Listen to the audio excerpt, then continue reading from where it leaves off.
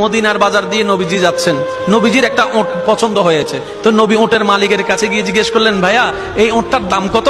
ওই দামাদামি হলো, নবী সে দামে কিনতে রাজি হলেন, কিন্তু নবীর কাছে তখন অর্থ ছিল না। তখন নবীজি ওনাকে বললেন, আপনি আমাকে ওটটা দেন, আমি এখন গিয়ে আপনার সেই প্রাপ্যটা পাঠিয়ে দিচ্ছি। ওটের মালিক ওনাকে ওটটা দিয়ে দিলেন।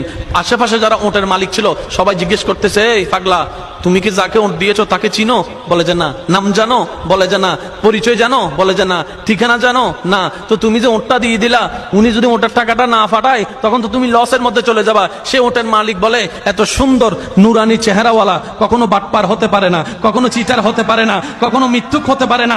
ওনার চেহারা দেখেই তো আমি ওট বিক্রি করার আগে মনটাই বিক্রি করে দিয়েছি, মনটাই বিক্রি করে দিয়েছি, মনটাই বিক্রি করে দিয়েছি। তোমরা যাই বলো, আমার মন বলে উনি আসবেই আসবে, টাকাটা পাঠাবেই পাঠাবে।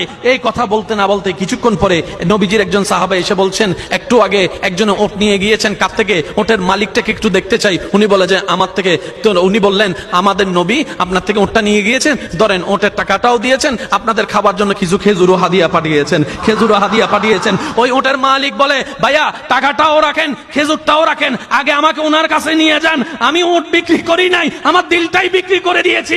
ওনার চেহারা মোবারক